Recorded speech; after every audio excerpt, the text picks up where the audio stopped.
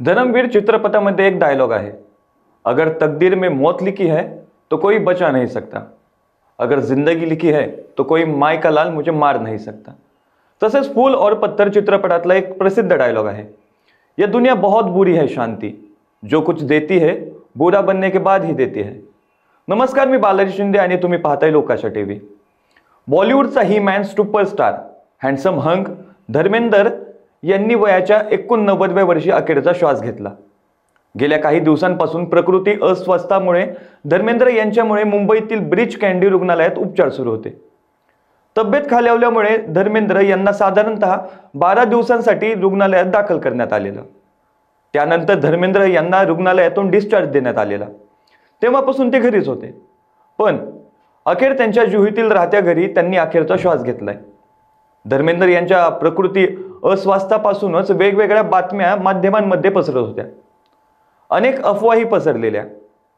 अद्याप देओल कुटुंबियांनी धर्मेंद्र यांच्या मृत्यूबाबत कोणतीही अधिकृत माहिती दिलेली नाही, पण मिळालेल्या माहितीनुसार धर्मेंद्र यांच्यावर अंत्यसंस्कारही करण्यात आले।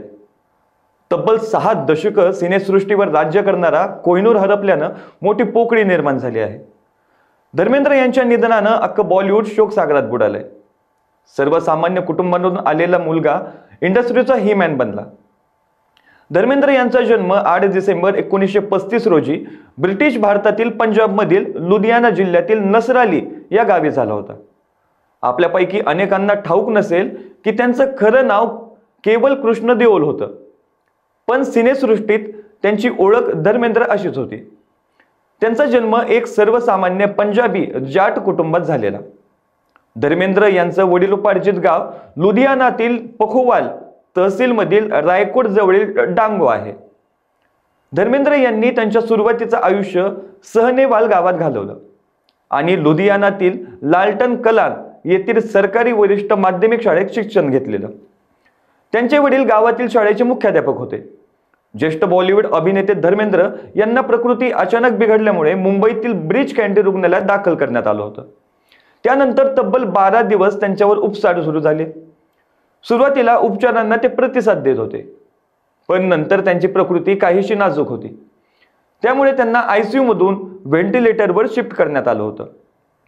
त्यानंतर पुन्हा त्यांच्या प्रकृतीत सुधारणा झालेली।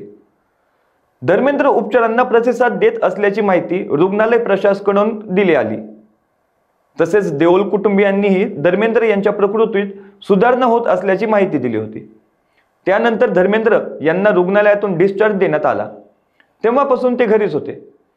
अखेर त्यांची प्राणज्योत मालवली। धर्मेंद्र यांना रुग्णालयात दाखल केल्यानंतर बॉलिवूड सुपरस्टार सलमान खान, शाहरुख खान, गोविंदा, अमिषा पटेल, रितेश देशमुख यांसारख्या स्टार्सने रुग्णालयात जाऊन त्यांची भेट घेतली होती। धर्मेंद्र यांची भेट घेऊन निघालेल्या सर्व स्टारच्या डोळ्यात अश्रू होते। 1981 मध्ये बॉलिवूड अभिनेते धर्मेंद्र यांनी चित्रपट उद्योगात आपले पाय अधिक मजबूत करण्यासाठी विजयता फिल्म्स हे त्याचं प्रोडक्शन हाऊस सुरू केलं होतं। विजयता फिल्म्सच्या माध्यमातून धर्मेंद्र यांनी सर्वात आधी त्यांची दोन्ही मुलं सनी देओल आणि बॉबी देओल यांना बॉलिवूडमध्ये आणलं। यानंतर धर्मेंद्र यांनी त्यांच्या कुटुंबातील पुढच्या पिढीला चित्रपटामध्ये संधी दिली। त्यांचा नातू करण देओल याची प्रेक्षकांना ओळख करून दिली। धर्मेंद्र यांनी आपल्या 6 दशकांच्या प्रदीर्घ कारकिर्दीत शोले, चुप चुप के, सत्यकाम, सीता और गीता यांसारख्या अनेक गाजलेल्या चित्रपटांत काम केलंय।